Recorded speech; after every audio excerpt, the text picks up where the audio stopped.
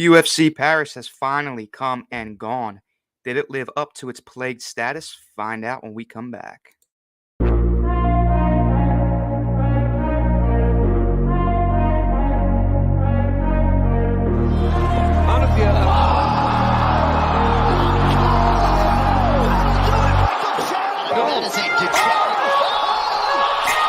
is fun, but you got to be ready for that. But it's no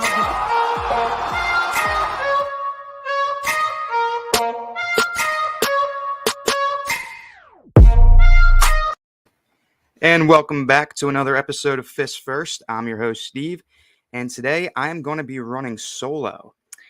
And it's the first time we're being brought to you on a Monday night as well, streaming on DSM Media's YouTube, Twitter, and Facebook. This is kicking off a new schedule for us here at Fist First. Monday nights, we're going to be bringing you review shows of the past weekend. And Wednesday nights, we're going to be bringing you preview shows for the following weekend. So UFC Paris, last week I had mentioned it being plagued with a lot of injuries. And, Slav and I were saying how we're kind of unsure if this card is really going to pan out the way a lot of UFC fans wanted it to. It's a big fight night, it's an international fight night in Paris, obviously. Had some good fights on the card that got canceled, but did it live up to its hype? Let's see. Let's dive in, huh? So we'll start here with the first fight here. We got Stephanie Egger and Aileen Perez. In the last show, I had said that I kind of liked Aileen Perez here, right? An up-and-comer. Very high in the pound for pound in Argentina. First UFC fight against, Stephanie Egger, who's, I'd say mid-tier in the UFC. Nothing spectacular, and she was coming off of less than a month layoff, so I kind of wanted to give it to the rookie here. But we did have Stephanie Egger taking this one, 4:54 into the second round via submission there. And I'm not going to lie to you, it wasn't a bad fight to start the card. It was upsetting for me. I did have money on Aileen Perez. But hey, we win some, we lose some, right? But speaking of Perez, man, her striking looked pretty solid, right? When they were in the middle of the octagon, I think I gave the advantage to Perez there. Perez lost a lot of the fight on the cage, but I think where she won the fight was in the center of the octagon. But being a rookie, first fight in the UFC, I think you kind of saw that. I think you kind of saw that IQ that you build gradually over time wasn't necessarily there. Because like I said, I think she was winning that fight in the middle of the octagon with her striking. But she didn't do it enough, right? She kept going to the cage. She kept letting Egger get her to the cage. And she tried to play judo with her, right? And Stephanie Egger's judo was much superior, I would say. I think, I really think it was an upsetting fight for Perez. We'll see her again. I'm sure we'll see her soon. But Stephanie Egger did take this one via submission. Hopefully we do see some improvement from Perez's part because I do think she is an interesting upcoming fighter there. Moving on to that second fight here. Another fight that I had said, I didn't like it. I didn't see it being, much of a battle here. And that was Taha versus Quinones. Quinones coming out of Dana White Contender Series. He looked good. Yeah, Quinones looked good. So did Taha. But Quinones does get his first win here via KO, 3:15 into round one. His first win in the UFC. He is in the bantamweight division, so that is a tough division for him that he is going to have to climb there. But, I thought he fought pretty well. You saw him, I think you saw a lot of his mind come into play, right? He knew he had the length on him. He used that length to stay at distance. He landed, pretty efficiently with his striking. He was kind of in and out, using that reach that a lot of, if you have a big reach like he did in that fight, you kind of expect to come out with a win if you play it the right way, right? He didn't really let Taha get inside on him. He kind of kept them at bay, which I think showed a lot for the potential that he has in this promotion. And yeah, I don't remember who I picked in that fight. Actually, I know I did throw money on Quinones, and um, that fight actually got me some money there off of the Perez loss. So that was a nice little bounce back fight for me. But yeah, Quinones takes that one, 315 in the round one with a knockout. And next fight, the submission fight or the grappling fight that Slava and I had predicted turned out to be mass chaos. Benoit Saint Denis versus Gabriel Miranda. Man, Saint Denis, I would say he lived up to his name, God of War, man. Both of these guys, really. Submission artists. We thought this was going to be spent a lot on the ground, but man, were we wrong. We were very wrong. This was an absolute brawl. Definitely, obviously, with Saint Denis getting the KO there, 16 seconds into round two. Obviously, that brawl ended up, one-sided as they usually do. Yeah, God of War, Benoit Saint Denis. He looked absolutely dominating with his striking. We thought we were going to see some groundwork, but I would like to see. I would like to see the ground time on there because there wasn't a lot. This was a very, very stand-up fight, and it kind of caught me off guard. I went into this fight, I was like, you know what? I'm not the biggest grappling fan. Like we said last week, we are fist first because we are about the action. And man, did this fight not disappoint me. Expecting a snoozer, and we got an absolute brawl. And Saint Denis, I gotta say, I think this was a statement win for Saint Denis.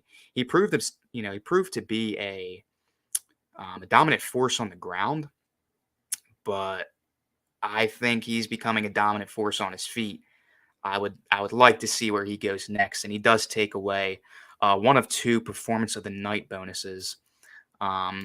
So applause to him, and applause to both of them for putting on a great, great, great fight. And the next fight here we had was Ziam versus Figlak. Man, I thought Figlak was going to come in here and take this one. Unfortunately, he doesn't. He loses to Ziam by unanimous decision. It's kind of a disappointing debut for Figlak. Like I said, he was undefeated on Cage Warriors 6-0. And I watched some of his tape before this just because I was pretty excited for him. But and he looked pretty vicious in his tape. But man, it was disappointing to me. It's really disappointing. This was another one that I had. I actually had it in our first draft. I picked Figlak last week, and yeah, he lost me that one. And a lot of the problems he had was maintaining that. We're getting inside on that reach disadvantage, right?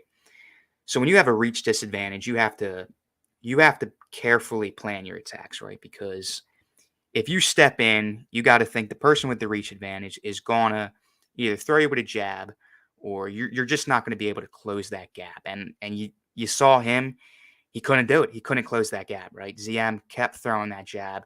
Figlak had very, very minimal head movement moving in too, right? So, he was coming straight in with a reach disadvantage, and he was getting poked every time. It just was very disappointing. He looked awful on the ground. I didn't really see much upside to his ground game. I didn't think he really had a ground game, and I think this past weekend proved that he definitely didn't have a ground game because he got absolutely dominated on the ground. But hey, shout out to Ziam, right? He was the underdog going into this fight. I think he was at a plus 250, if I'm not mistaken. He was the underdog in his home country, and the underdog gets his win. I think that was a great, great, great fight for Paris. Seeing the underdog get his win in his home country. All right, moving on. Another fight that we weren't too excited for was the Haqparast and Makdessi fight. And I think this lived up to the disappointment in my eyes. there was a lot of action, and I think I call this, I have it written down here as an unsatisfying action movie, where there's a lot of action, but not a lot of production, let's say.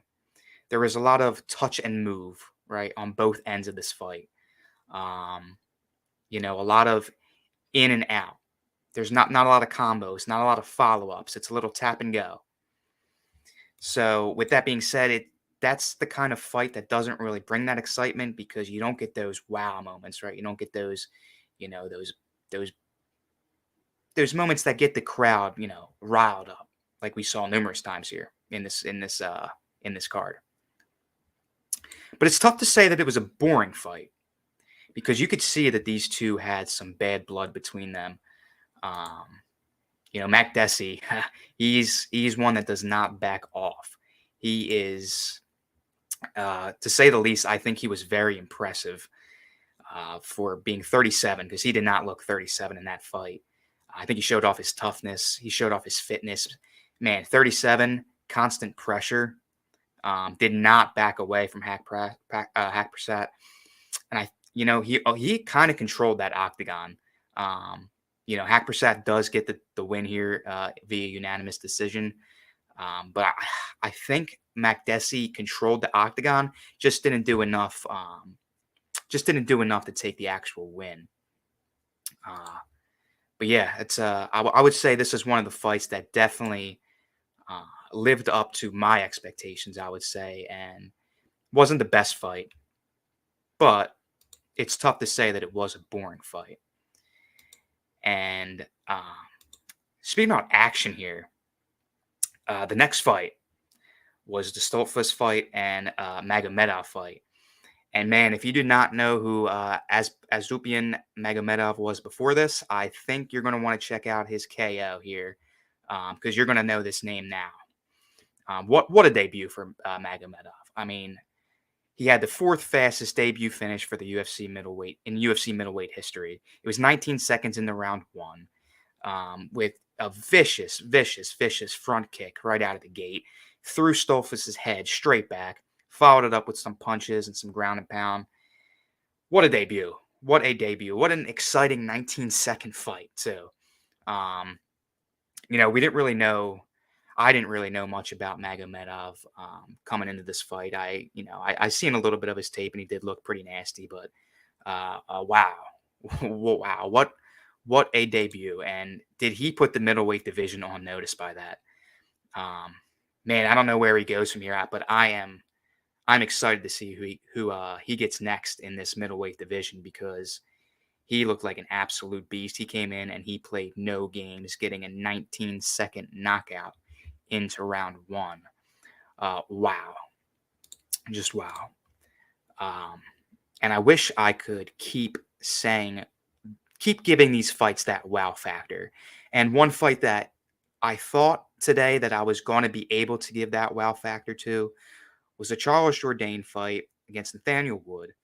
This was the consensus, I'd probably say, the most anticipated fight on this card, potentially, other than the main event, obviously. But a lot of people came in expecting an absolute brawl between these two guys. And I can't say that it didn't live up to that, but I don't think it necessarily touched on their expectations of it.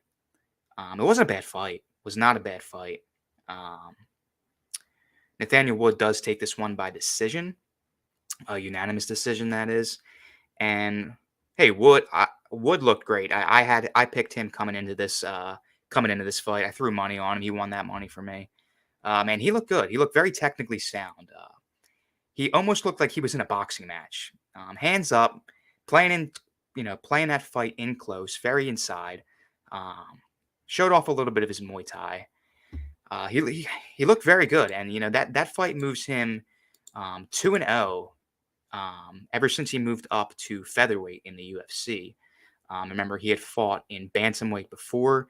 Nathaniel Wood is now up to featherweight, so that is his second featherweight fight, and he won both. 2-0 in the featherweight division, and it's looking like this is the division for him. He was the underdog coming into this fight, and I don't want to say he necessarily dominated it, but he looked very technically sound. And I think he put on a heck of a performance to get that unanimous decision win. And yeah, on to yet another win by decision. And this was the William Gomi versus Yarno Aaron's fight. And this was a Gomi victory by majority decision, which means one of the refs scored this fight a tie, and the other two had Gomi taking this one. So that is a majority decision. Two of the three judges picked a winner, both being Gomi. So Gomi gets the win via majority decision. Gomi going into this fight, I thought he was going to put on a show. You know, I had said last week that this could be France's Paddy the Baddy. Young guy, up and comer, looks tough, looks good. He got the win, but I don't think he lived up to that potential. I will say he showed a lot of heart. Very late in the fight, into round 3, fight's nearly over. He gets put into a submission attempt by Aarons. And to say the least, this submission attempt was locked in. It was locked in. I thought he was going to pass out. I thought Gomi was going to pass out. But he didn't. He fought. He said he would rather die than tap. And he fought through that submission attempt, lasted to the end of the round, ends up getting the win via majority decision. So, hey, credit to him for showing that heart. With that being said, do not discredit Yarno Aaron's, because this is another UFC debuter who I think put on a great performance. Nothing spectacular. And I think I would have to say, I think this is the most, I think this was the toughest fight to judge because, man, I like Gomi and I had him all the way going into this fight. But I think the judges got this one wrong. I think I have to give this one to Aaron's because I just think he did more. He controlled a lot of the groundwork. And, you know, that late submission attempt, I think had to seal the deal for me for that third round because there just wasn't much going on. The judges did score that third round 10-9 Gomi. I think it should have been the other way, but hey, give the kid in his debut from France, William Gomi, a win. You know, I guess that's how it has to be. And the next fight, another one that I had, which was actually moved. I think this fight was originally right before the co-main event, but they moved it, I want to say 4 hours before the card actually started.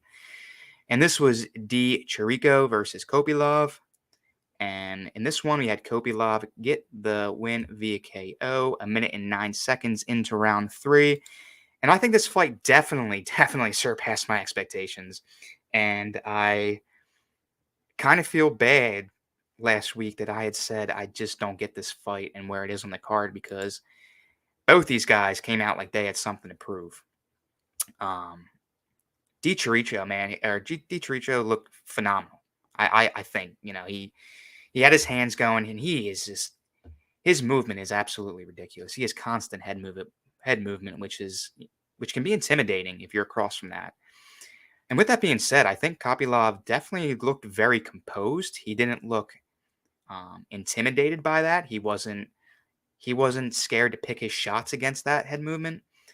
And ultimately, that's what I think gives him this KO here. You know, with that being said, you know, with Chiricho's head movement, you saw Kopylov invest a lot in the body, which I'm a big fan of. I'm a big fan of people wearing down the body and then, and then attacking later in the fight. And that's what he did. And I think that came into play here. Kopylov gives him a body shot. Chirico's hands get dropped. Kopylov gets free shots to the head and see a KO.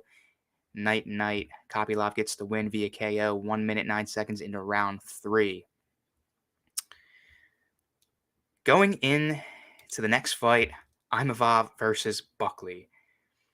Man, this could have easily have been the fight of the night. It's not. Personally, this very well could have been my fight of the night. This was a very mean fight. You could see the tension between Imavov and Buckley. I kind of called it the Rocky IV alternate ending, right? Buckley was way outsized. You saw them touch gloves, or you saw them get face to face before that fight, and you saw that height difference. Buckley was very, very, very outsized, right? And like I said, I score this Rocky IV. I give this a title of Rocky IV's alternate ending because unfortunately the smaller guy just doesn't get it done. Imavov takes this one via unanimous decision. But man, you got to think Buckley gained some respect here because when a lot of the times when you see that size difference, you see a domination, I would say, depending on the IQ of, the bigger guy. But Buckley gained a lot of respect. I think he put up a lot of fight. It's unfortunate that he didn't take this one. But hey, great fight for Buckley. And, Imanov pulls this one out. And, I was riding Buckley this whole fight. But hey, I got to give credit where credit's due. Imavov fought a very good fight.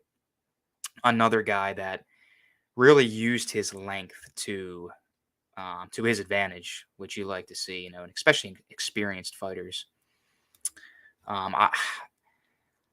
After seeing this, I want to say that a title shot looks to be in Imavov's future because he looked very, very sound.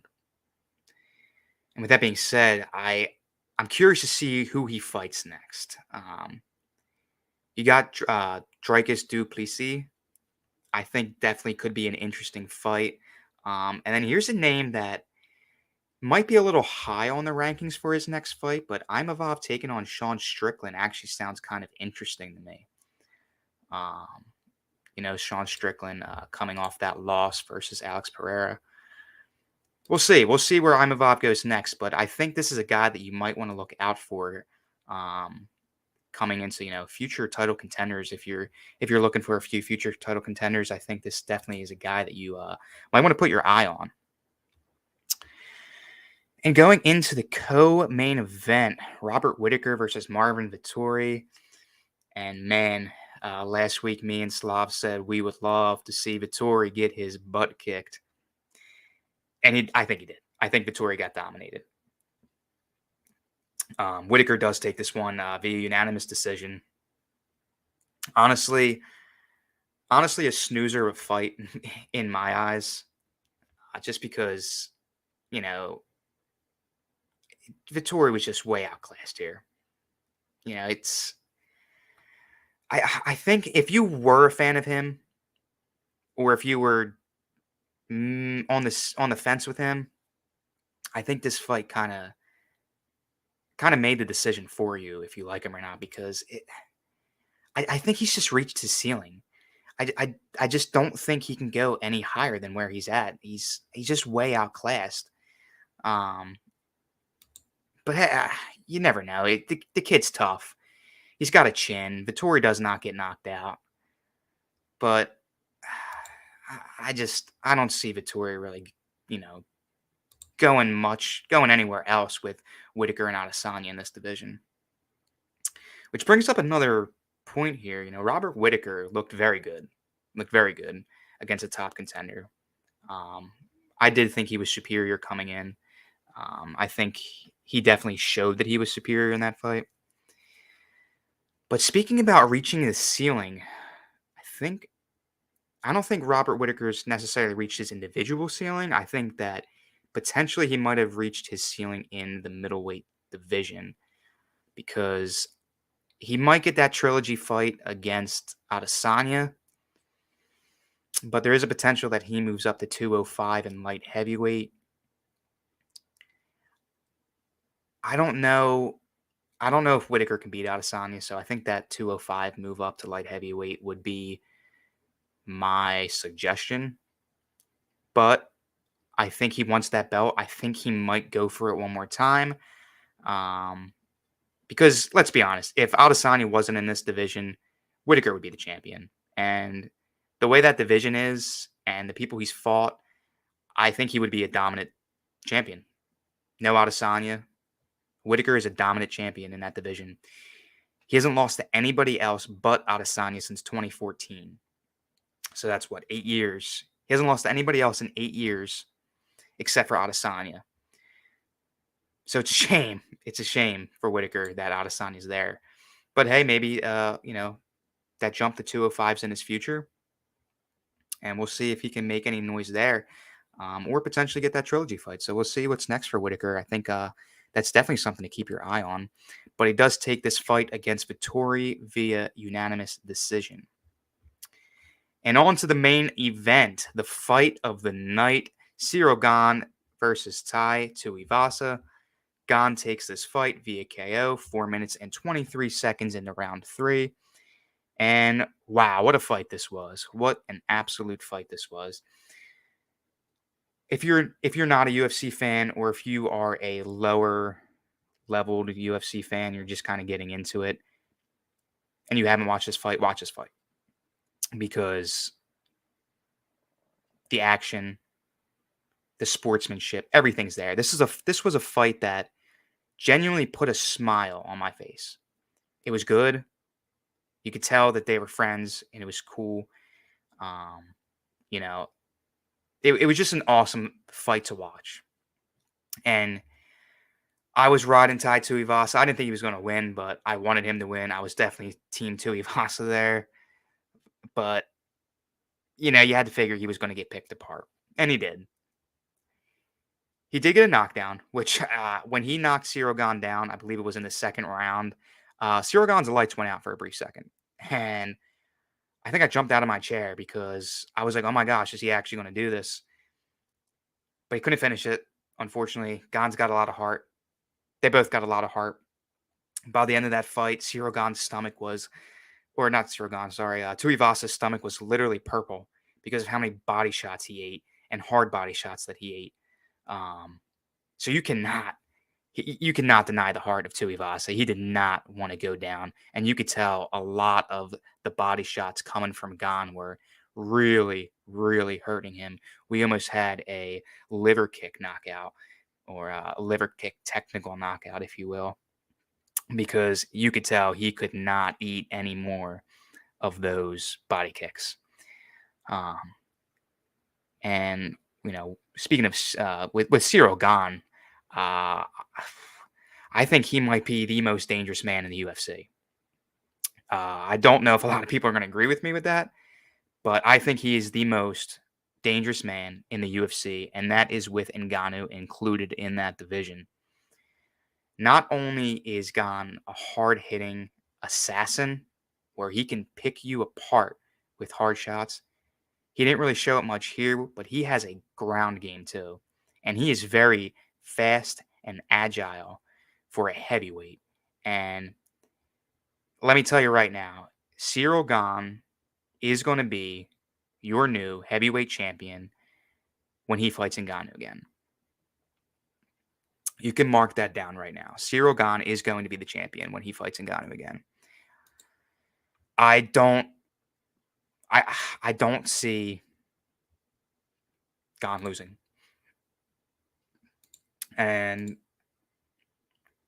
I mean, you guys can come at me and say, "Oh, it was Tai Tuivasa. He was just, on a little bit of a hot streak. He's not the best technical fighter out there."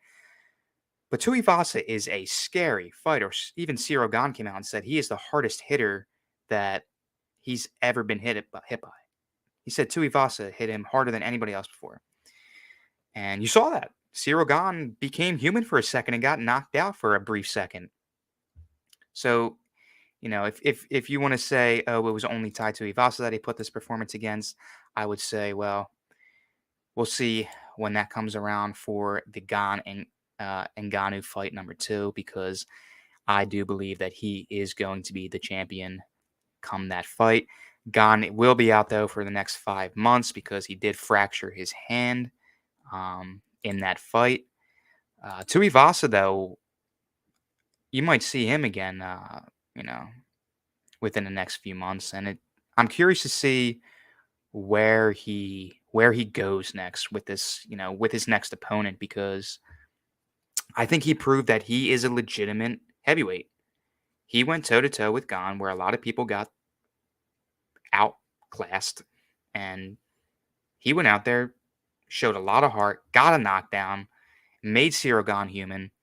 So Tuivasa is a true contender in this heavyweight division, and I'm curious to see where he goes next. I saw this morning a lot of people are thinking Curtis Blades. I think that's not a bad fight to make. I did see a lot of people thinking that Cyril Gane will be going against Curtis Blades.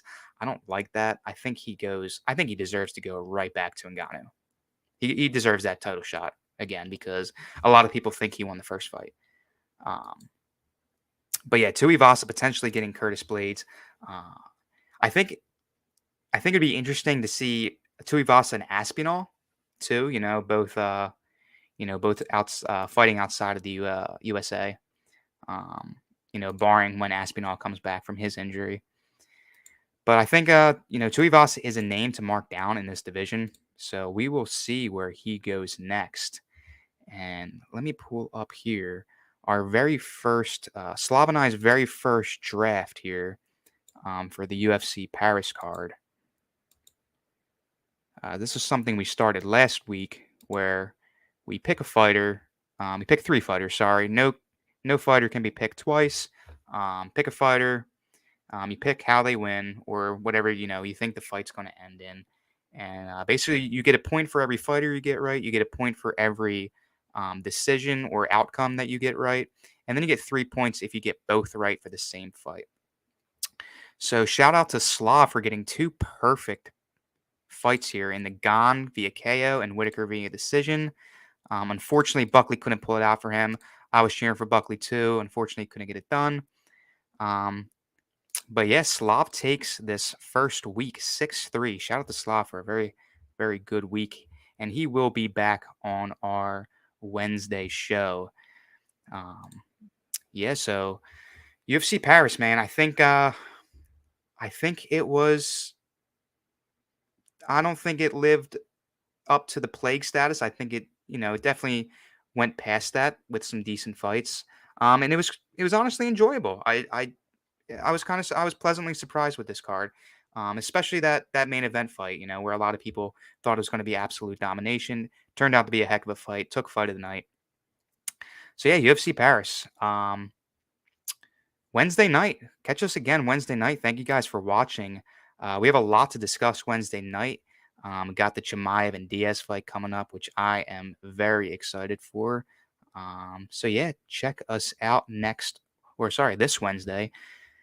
Thank you guys for tuning in again, and thank you to DSM again as usual. And don't forget to hit that subscribe, like, or follow button